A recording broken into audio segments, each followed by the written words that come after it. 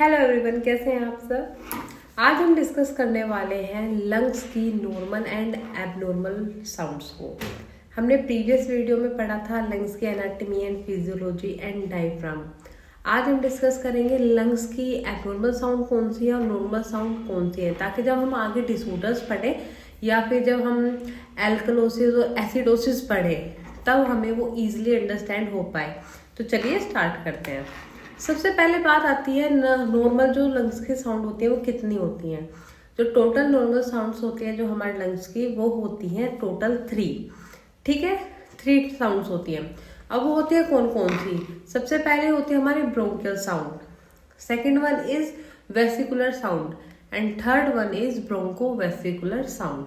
ठीक है, तो हम एक एक करके इसको स्टडी करेंगे, कौन कौन सी साउंड कैसी कैसी होती है, कहाँ कहाँ पे सुनाई देती है। तो चलिए स्टार्ट करते हैं। सबसे पहले आ जाती है ब्रोंकियल साउंड। ब्रोंकियल साउंड कहाँ पे सुनाई देती है? ओवर ट्रैकिया, जो हमारा ट्रैकिया होता है उसके वहाँ पे हमारे को ब्रोंकियल साउंड सुनाई देती है। जैसे कि मैंने आपको बताया था रेस्पिरेटरी सिस्टम होता है, ब्रोंकियाई होती है, ब्रोंकाई डिवाइड होती है राइट में और लेफ्ट में। वो जो बाइफरगेट होती है उस एरिया को क्या कहते हैं? हम कैरिना कहते हैं। और वो कैरिना, वो ट्रैकिया का पार्ट, वहीं पे हमारे को ब्रोंकियल साउंड सुनाई देती है। अब ये साउंड कैसी होती है? साउंड क्या होती है? लाउड होती है, हार्श होती है और हाई पिच्ड साउंड सुनाई देती है। Expiration is longer than inspiration. जब हम एक्सपायरेशन करेंगे उस टाइम पे हमें ये साउंड ज्यादा सुनाई देगी। इनहेल करते हैं, एक्सहेल करते हैं, जब हम एक्सहेल करेंगे उस टाइम पे हमारे को ब्रोंकियल साउंड सुनाई देगी। ठीक है, और वो जो साउंड सुनाई देगी वो कैसे सुनाई देगी? Loud, harsh and high pitch sound सुनाई देगी। अब बात करते हैं वेसिकुलर साउंड की। वेसिकुलर साउंड कहाँ पे सुनाई देती है?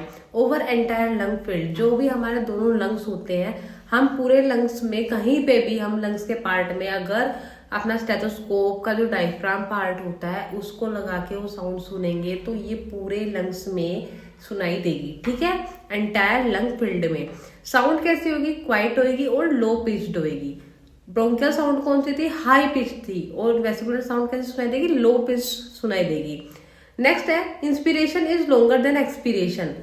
ब्रोंकियल साउंड में क्या था? एक्सपीरेशन लॉन्गर था देन इंस्पिरेशन से। बट वेसिकुलर साउंड में क्या होगा? जब हम इंस्पिरेशन, जब हम इनहेल करेंगे उस टाइम पे ये साउंड सुनाई देगी और क्या नाम है, कैसी साउंड होगी? लो पिच टाइप की साउंड सुनाई देगी। तो ये थी हमारी वेसिकुलर साउंड की characteristics. Next one is bronchovesicular sound. Bronchovesicular sound कहाँ पे सुनाई देती है?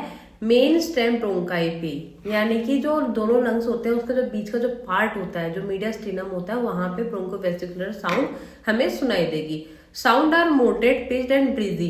कैसी होगी वो साउंड? ना वो लो होगी ना वो हाई होगी, मॉडरेट पिच्ड की साउंड सुनाई देगी। Then inspiration is equal to expiration. उसमें क्या था? ब्रोंकियल साउंड में एक्सपीरेशन लॉन्गर था और वेसिकुलर साउंड में इंस्पिरेशन लॉन्गर था। बट जो ब्रोंको वेसिकुलर साउंड होती है उसमें क्या होगा? एक तो वो दोनों लंग्स के बीच वाले पार्ट पे, यानी कि मेन स्ट्रीम ब्रोंका यानी कि मीडिया स्ट्रीनम में सुनाई देगी। साउंड कैसी होगी? मॉडरेट पिच की होगी, ना हाई होगी ना लो होगी। और इंस्पिरेशन और एक्सपिरेशन में दोनों ही इक्वल सुनाई देगी। जब आप इनहेल करोगे और आप एक्सहेल करोगे दोनों टाइम पे वो जो साउंड होगी वो इक्वल ही सुनाई देगी। ठीक है, अब हम इसको अगर देखें तो ये कहाँ पे होता है? Posteriorly between scapula. आपने ऑब्जर्व करा होगा जब भी डॉक्टर है हमारे रेस्पिरेटरी ट्रैक्ट को एग्जामिन करते हैं तो वो छोटे बच्चों में जो डायफ्राम होता है स्टेथोस्कोप का, वो कहाँ पे साउंड सुनते हैं? पोस्टीरियरली जो हमारा स्कैपुला होता है उसके बीच में वो साउंड सुनते हैं। ठीक है, और anteriorly over bronchioles, laterally to sternum, over first and second intercostal space, यानी कि हमारे फर्स्ट और सेकंड इंटरकोस्टल स्पेस में लेटरली वो उस साउंड को सुनते हैं। कौन सी साउंड को? ब्रोंकोवेस्कुलर साउंड को। जैसे कि आप इस इमेज में देख सकते हैं, लोकेशंस मैंने सारे साउंड्स की बता सकती है। हमारी नॉर्मल साउंड्स कितनी होती है? 3 ही होती हैं। कौन कौन सी वो साउंड्स होती है? Bronchial sound, vesicular sound and bronchovesicular sound. ठीक है, अब इनकी लोकेशन कहाँ कहाँ होती है? ब्रोंकियल साउंड होती है हमारे ओवर द ट्रैकिया पे।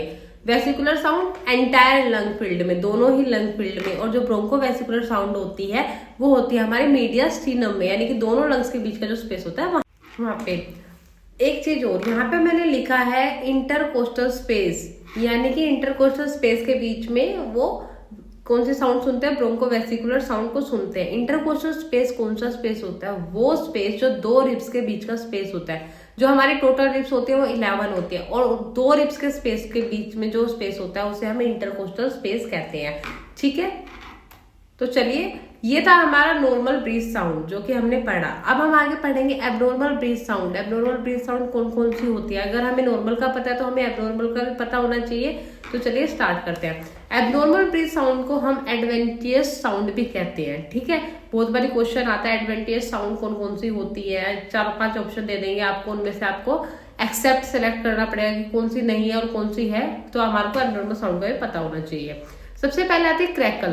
क्रैकल के अंदर भी दो होती है, fine crackle and coarse crackle. ठीक है, स्टार्ट करते हैं फाइन क्रैकल। फाइन क्रैकल क्या होता है, इसको हम लेट इंस्पिरेटरी साउंड भी कहते हैं। जब हमारा इंस्पिरेशन, जब हम इनहेल करते हैं उसके बाद जो साउंड सुनाई देते हैं उसे हम फाइन क्रैकल साउंड कहते हैं। Sudden opening of small airway into alveoli that contain fluid. Alveoli जो हमारे सैक्स होते हैं छोटे छोटे बैलून शेप्ड के, उसके अंदर क्या होता है, फ्लूइड की एक्यूमुलेशन हो जाती है। फ्लूइड की एक्यूमुलेशन हो जाती है, उसकी वजह से जो साउंड हमारे को सुनाई देती है इनहेल करने के बाद, उसे हम फाइन क्रैकल साउंड कहते हैं। ये साउंड कैसी होती है, शॉर्ट होती है, हाई पिच्ड और बबलिंग साउंड होती है। कॉमन कब होती है, ड्यूरिंग एंड इंस्पिरेशन। जब हम इंस्पिरेशन कर लेते हैं उसके बाद जो हमारे को साउंड सुनाई देते हैं उसे हम फाइन क्रैकल साउंड कहते हैं। जैसे कि ये मोस्टली किसके अंदर हमारे को पता चलती है कि कौन कौन से डिजीज के अंदर ये साउंड हमारे को सुनाई देती है, जैसे कि पल्मोनरी एडिमा। पल्मोनरी एडिमा को क्या कहते हैं, फ्लूइड का एक्यूमुलेशन हो जाना, कहाँ पे, एल्वुलाई सैक के अंदर। ठीक है, एक और इम्पोर्टेंट चीज, जो पल्मोनरी एडिमा होती है उसकी वजह से लेफ्ट हार्ट फेलियर भी हो सकता है। ये सबसे बड़ा कॉम्प्लिकेशन होता है पल्मोनरी एडिमा का। ठीक है, और ये साउंड हमें किस में सुनाई दे सकती है, पल्मोनरी फाइब्रोसिस में सुनाई दे सकती है, और कंजस्टिव हार्ट फेलियर में भी ये साउंड हमें सुनाई दे सकती है। अब ये होती है कि ये साउंड कैसी होती है, एग्जाम में ये भी क्वेश्चन आता है कि किस तरीके की साउंड होती है। जो ये साउंड होती है, ये मैंने लिखा हुआ है, here like rubbing hair between finger near ear. आप हेयर को लोगे, हेयर को फिंगर के बीच में रब करोगे, और जो वो साउंड प्रोड्यूस होती है उस तरीके की जो साउंड होती है वो सुनाई देती है हमें फाइन क्रैकल के अंदर। ठीक है, तो फाइन क्रैकल क्या होता है, फाइन क्रैकल होता है लेट इंस्पिरेशन साउंड। ठीक है, इसके अंदर क्या होता है, एल्वुलाई जो सैक होता है उसके अंदर क्या होता है, फ्लूइड की कलेक्शन हो जाती है। ठीक, और कैसी होती है साउंड, शॉर्ट होती है, हाई पिच होती है, और बबलिंग साउंड सुनाई देती है। किस किस में हमारे को ये साउंड देखने को मिल सकते हैं, पल्मोनरी एडिमा में, पल्मोनरी फाइब्रोसिस में, और कंजस्टिव हार्ट फेलियर में। Next one is coarse crackle. Coarse crackle क्या होता है, इसके अंदर क्या होता है, air passing through airway intermittently occluded by mucus. जो भी हमारा एयरवे का जो पैसेज वे होता है वहां पे कहीं पर भी म्यूकस की एक्यूमुलेशन हो जाना, और जिसकी वजह से एयर अच्छे से पास नहीं हो पाती, तब हमारे को ये कोर्स क्रैकल साउंड सुनाई देती है। अब ये साउंड कैसी होती है, ये साउंड होती है शॉर्ट, लो पिच्ड, बबलिंग साउंड होती है। कॉमन हमें कब देखने को मिलती है, इंस्पिरेशन और एक्सपिरेशन। जब हम इनहेल करेंगे और जब हम एक्सहेल करेंगे, दोनों टाइम पे हमारे को ये साउंड सुनने को मिलेगी। ये साउंड किस किस में देखने को मिल सकते हैं, कौन कौन सी डिजीज में, तो हम इसको COPD में देख सकते हैं, ठीक है, ARDS में देख सकते हैं, या फिर पल्मोनरी एडिमा में देख सकते हैं। ARDS होता है एक्यूट रेस्पिरेटरी डिस्ट्रेस सिंड्रोम। ठीक है, next one is wheezes, musical sound and wheezing. ये जो साउंड है ये सबसे इंपॉर्टेंट साउंड है, जो कि एग्जाम में बहुत बारी पूछी जा सकती है कि व्हीजिंग साउंड हमारे को कहाँ देखने को मिलती है, व्हीज साउंड कहाँ पे देखने को मिलती है, या फिर हम कह सकते हैं म्यूजिकल साउंड कौन सी डिजीज में देखने को मिलती है। तो वो डिजीज है अस्थमा। अस्थमा वाले पेशेंट को मोस्ट कॉमन सिम्टम है व्हीजिंग साउंड देखने को मिलती है। ठीक है, इसमें क्या होता है, air passing through narrow small airway. कोई भी अगर हमारा कहीं से भी हमारे अगर एयर पास होती है और अगर वो जो पार्ट है वो नैरो हो जाएगा, तो वहां से जो एयर पास होएगी तब वो एयर कैसी साउंड करेगी, म्यूजिकल साउंड करेगी। जैसे कि आप छोटे थे तब आपने सीटी बजाना सीखा होगा। ठीक है, तो सीटी बजाते हैं तो क्या करते हैं, 2 फिंगर्स को मुंह में डाल के देन छोटा सा स्पेस क्रिएट करते हैं, और क्या करते हैं, बहुत तेज से हवा पास करते हैं बाहर की तरफ, एक्सहेल करते हैं। उस टाइम पे जो साउंड प्रोड्यूस होती है उसे म्यूजिकल साउंड या व्हीजिंग साउंड ही कहते हैं। ठीक है, तो वो जो साउंड होती है वो कैसी साउंड होती है, हाई पिच साउंड होती है, म्यूजिकल साउंड होती है। Most common on exhalation. मैंने अभी आपको बताया जब आप सीटी बजाते हो तो एयर का इनहेल करते हो, एक्सहेल करते हो, एक्सहेल करते हो ना, तो उसी तरह इसके अंदर क्या होता है, जब आप एक्सपिरेशन करते हो उस टाइम पे ये साउंड सुनाई देगी। इसका एग्जाम्पल मैंने आपको बताया था, व्हीजिंग साउंड कहाँ पे सुनाई देती है, हमारे को अस्थमा वाले पेशेंट में सुनाई देती है। अब अस्थमा के अंदर क्या होता है, spasm of airway due to allergen substance, किसी भी एलर्जेंट सब्सटेंस की वजह से क्या होता है, स्पाज्म हो जाता है, ठीक है। वो एलर्जेंट सब्सटेंस क्या करता है, एंटर करता है हमारे रेस्पिरेटरी ट्रैक्ट में और जाता है इनर मोस्ट लेयर तक। इनर मोस्ट लेयर पे जाके वो क्या करता है, कोज कर देता है एक्यूट एलर्जिक रिएक्शन, जिसकी वजह से क्या हो जाएगा, स्पाज्म हो जाएगा। और वो स्पाज्म क्या करेगा, जो हमारे एयरवे है उसको नैरो कर देगा, जिसकी वजह से जब एयरवे पास होएगी वहां से कोई भी पतली सी जगह से अगर एयर पास होगी तो क्या होगा, साउंड कैसे आएगी, म्यूजिकल साउंड आएगी, व्हीजिंग साउंड आएगी, ठीक है। तो इसे as a important question mark कर लेना, ये क्वेश्चन बहुत बार रिपीट होता है, ठीक है। Next one is pleural friction rub. Pleural friction rub sound कौन सी होती है, मैंने आपको प्रीवियस वीडियो में पढ़ाया था लंग्स के बारे में। तो लंग्स की जो बाहर वाली जो लेयर होती है उसे कहते हैं हम पैराइटल प्लूरा, और अंदर वाली लेयर को कहते हैं विसरल प्लूरा। और उन दोनों लेयर के बीच में इंट्राप्लूरल स्पेस होता है, और उस स्पेस के बीच में होता है हमारा सरफेक्टेंट, जो कि होता है 30 ml। वो सरफेक्टेंट किस चीज से प्रिवेंट करता है, ताकि दोनों लेयर के बीच में फ्रिक्शन ना हो। तो इस प्लूरल फ्रिक्शन रब का मतलब होता है उन दोनों लेयर के बीच में जब फ्रिक्शन होता है और उस फ्रिक्शन से जो साउंड प्रोड्यूस होती है उस साउंड को हम प्लूरल फ्रिक्शन रब साउंड कहते हैं, ठीक है।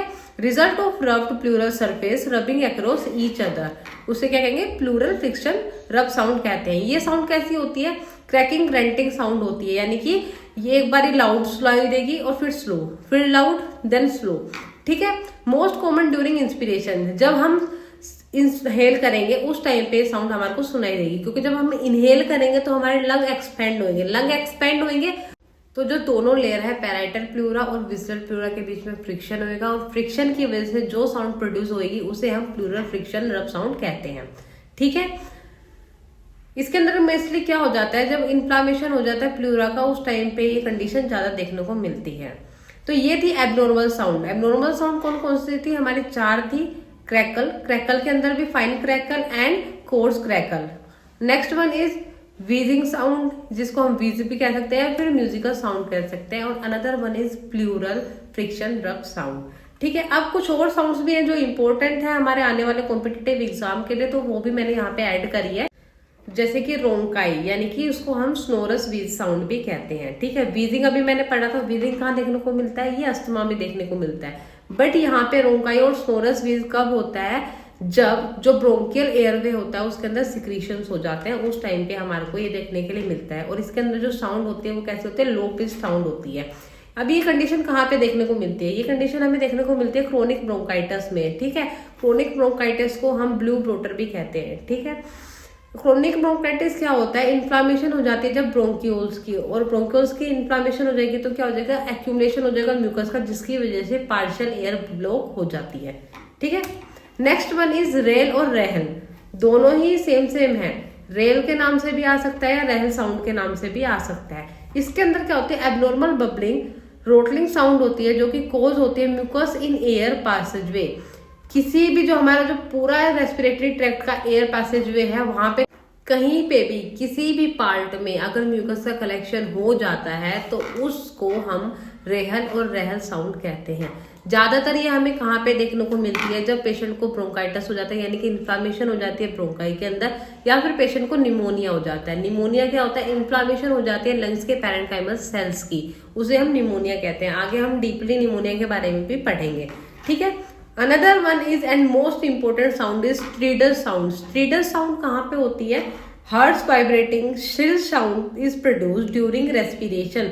जब हम रेस्पिरेशन लेते हैं उस टाइम पे जो साउंड प्रोड्यूस होती है उसे स्ट्रीडल साउंड कहते हैं। अब ये स्ट्रीडल साउंड करती क्या है, ये क्या कर देती है, नैरो कर देती है अपर एयरवे को, ठीक है, जिसकी वजह से ये साउंड प्रोड्यूस होती है। और ज्यादातर ये देखने को मिलता है हमारे को ब्रोंकोस्कोपी में। ब्रोंकोस्कोपी जब हम करते हैं पेशेंट की, उसके बाद जब हम ब्रोंकोस्कोपी इंस्ट्रूमेंट को बाहर निकालते हैं, वो क्या कर देता है, वो एडिमा कोज कर देता है, जिसकी वजह से पेशेंट को स्ट्रीडल साउंड प्रोड्यूस होती है, ठीक है। और ये कहाँ पे देखने को मिलती है, लैरेंजाइटिस में देखने को मिलती है। लैरेंजाइटिस क्या होता है, ये भी अपर रेस्पिरेटरी ट्रैक्ट का एक पार्ट होता है, जिसको कहते हैं इन्फ्लामेशन ऑफ लैरिंक्स। जो हमारे लैरिंक्स होता है उसकी इन्फ्लामेशन हो जाती है, और उस टाइम पे जो हमारे को साउंड सुनाई देती है, साउंड लाइक क्रो। क्रो का मतलब पता है ना, कौवा, ठीक है। जैसे उसकी आवाज आती है ना, तो तो कुछ मिलती जुलती वैसी आवाज हमारी हो जाती है, क्योंकि वहां पे क्या हो जाता है, एडिमा हो जाता है। एडिमा होने की वजह से क्या हो जाता है, इस तरीके की वॉइस प्रोड्यूस होती है। तो आज हमने पढ़ा कि नॉर्मल साउंड कौन कौन सी होती है, एबनॉर्मल साउंड कौन कौन सी होती है। ठीक है, एक बार रिवीजन कर लेते हैं। नॉर्मल साउंड्स के अंदर हमारी आती है 3, bronchial, vesicular sound, broncho vesicular sound, ये थे हमारे नॉर्मल साउंड। देन आती है abnormal breath sound. Abnormal breath sound को हम एडवेंचरस साउंड भी कहते हैं। इसके अंदर आ जाती है हमारी क्रैकल। क्रैकल के अंदर भी 2 है, fine crackle and coarse crackle. Then आ जाती है हमारी विजिंग साउंड, जिसको हम व्हीज साउंड भी कह सकते हैं या फिर म्यूजिकल साउंड भी कह सकते हैं, और ज्यादातर हमें ये अस्थमा वाले पेशेंट में देखने को मिलती है। Another one is pleural friction rub sound, जो कि विसरल प्लूरा और पैरेटल प्लूरा के बीच में जो फ्रिक्शन होता है उस वजह से जो साउंड प्रोड्यूस होती है उसे हम प्लूरल फ्रिक्शन रब साउंड भी कहते हैं। अनदर वन इज रोंकाई और sonorous, then rale and rale, and next one is stridor sound. तो ये था हमारा ब्रीथ के बारे में कि नॉर्मल ब्रीथ कौन कौन सी होती है साउंड्स, और एबनॉर्मल ब्रीथ साउंड कौन कौन सी होती है। अब नेक्स्ट हम पढ़ेंगे आगे के disorders. Thank you so much. I hope आप लोगों को ये सेशन समझ में आया हो। अगर आपको कुछ भी डाउट लगता है तो प्लीज मुझे कमेंट करके जरूर बताएं।